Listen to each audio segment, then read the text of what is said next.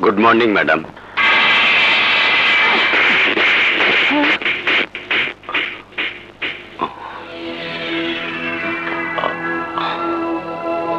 আপনি আমার গায়ে হাত তুললেন? Oh, you shut up!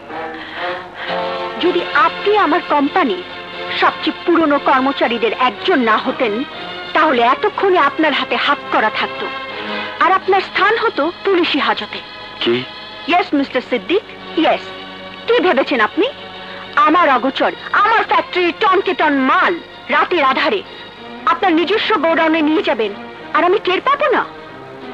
আপনার কোম্পানি প্রোডাক্টের সাথে ভেজাল মিশিয়ে মাল দ্বিগুণ করে মার্কেটে বিক্রি করে আপনার ব্যাংক ব্যালেন্স বাড়াবেন আর আমি হাত গুটিয়ে বসে থাকবো?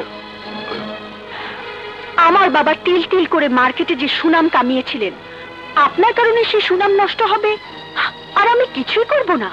No Mister Siddique, no. এই সাথী চৌধুরীকে এতটা দুর্বল ভাবলে আপনি ভুল করবেন।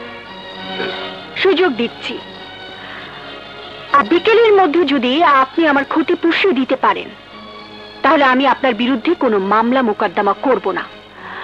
আর যদি না পারেন I will make sure that you got arrest.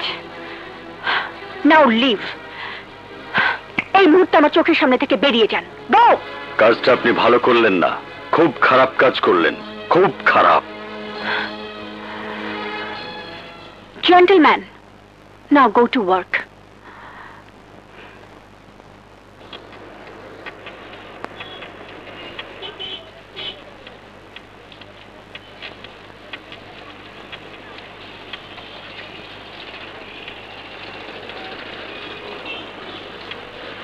ভাই, এই 100 নম্বর বাড়িটা কই কইতে পারেন? আর একটু সামনে যান। আচ্ছা।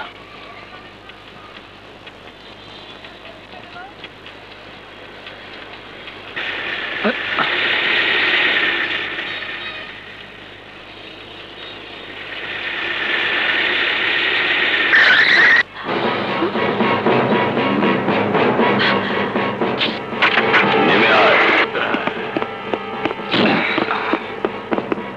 ধরে নে আয়। আয় ভাই।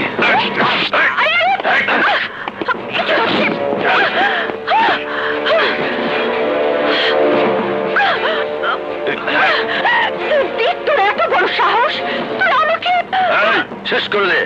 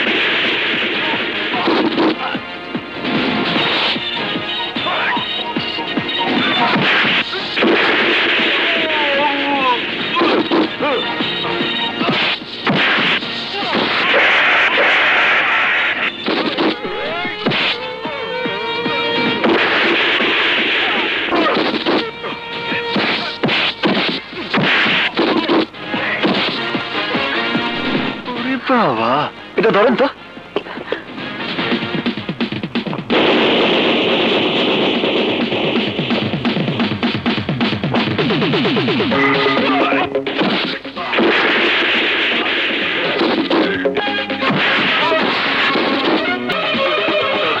চল, তাড়াতাড়ি চল। চল।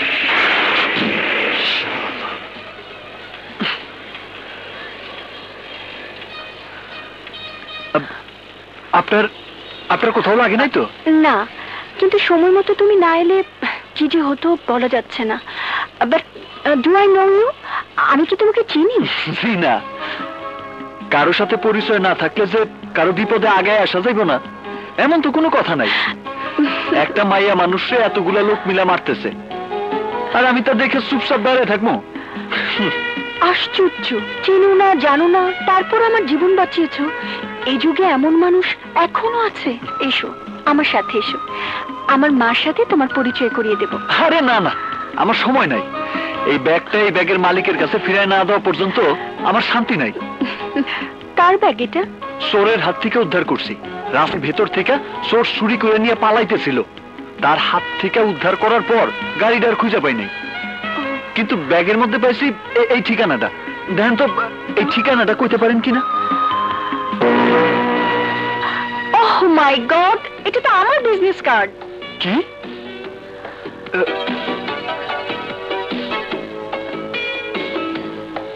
আরে আরে এই গাড়ির ভিতর থেকে তো ব্রিফকেসটা চুরি হয়েছিল। আপনি তো আজব লোক, টাকা ভর্তি একটা ব্রিফকেস গাড়ির ভিতর থেকে চুরি হয়ে গেল আর আপনি এখনো বুঝতেই পারেন নাই? আমি খেয়াল করিনি। আরে তাজ্জব, এতগুলা টাকা সহ ব্যাগ খেয়াল রাখবেন না? যাক, এই নেন আপনার ব্রিফকেস ধরেন, আমি যাই। থামো, তোমার মতো সৎ লোকের পরিচয় পেয়েও তোমাকে চলে যেতে দেবো ভেবেছো? এসো আমার সাথে। কই? আহা, এসোই না, ওঠো, গাড়িতে ওঠো, ওঠো, ওঠো, ওঠো। বাবা, তোমাকে ধন্যবাদ জানানোর ভাষা আমার জানা নেই। ধন্যবাদ সাধারণ মানুষকে জানানো যায় মা, কিন্তু যারা ফেরেশতার মতো সৎ মানুষ তাদেরকে তুমি কি বলবে মা?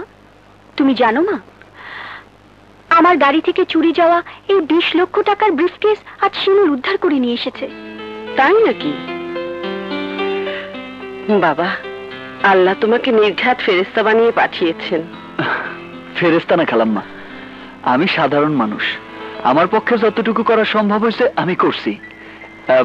এবার আমি আসি। আসি মানে? তোমার সম্পর্কে তো কিছুই জানা হলো না, তোমার উপকারের প্রতিদান দেব কি করে?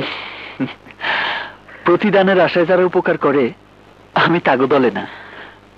আর ঠিকানার কথা কইতেছেন, দেওয়ার মতো ঠিকানা আমার নাই, তয়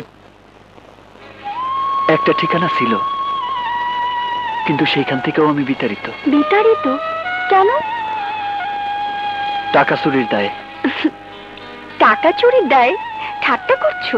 ঠাট্টা না, ঠাট্টা না, যা সত্য তাই কইতাছি। সবই আমার দুর্ভাগ্য কইতে পারেন। গ্রাম থেকে চোরের অপবাদ নিয়ে বাইর হয়ে আইছি, ভাবছিলাম শহরের কাজের মধ্যে অতীতের দিনগুলা ভুলে থাকবো, কিন্তু দেখলাম এখানকার মানুষগুলা বড়ই নির্দয়, বড়ই কঠিন। এখানে কেউ কারো জন্য না, সবাই শুধু নিজেরে নিয়েই ব্যস্ত। তাই বেকারের যা কাম, রাস্তায় রাস্তায় ঘুরে বেড়াইতেছি। বেকার ছিলে, কিন্তু এই মুহূর্ত থেকে আর নেই। তোমার মতো সৎ মানুষকে আমি বেকার থাকতে দেব না। আজ থেকে তুমি আমার বিজনেস দেখাশোনার কাজে আমাকে হেল্প করবে। আজ থেকে তুমি হবে আমার ম্যানেজার কাম পিএস, মানে আমার অল ইন অল। কিন্তু কাজ করতে আমার কোনো আপত্তি নাই, কিন্তু আমার পড়াশোনা তেমন একটা নাই। গ্রামের কলেজ থেকে এইচএসসিতে সেকেন্ড ডিভিশন পাইছি। পড়াশোনার ডিগ্রি মানুষের সবচাইতে বড় পরিচয় নয় বাবা। প্লেন ক্রাশে ওর বাবা মারা যাবার পর থেকে ও একাই সবকিছু সামলাচ্ছে। মেয়ে আমার কাজের চাপে হাসতে ভুলে গেছে। তোমার মতো সৎ ছেলে ওর সঙ্গে থাকলে ও কিছুটা স্বস্তি পাবে, আর আমিও নিশ্চিন্ত হতে পারবো।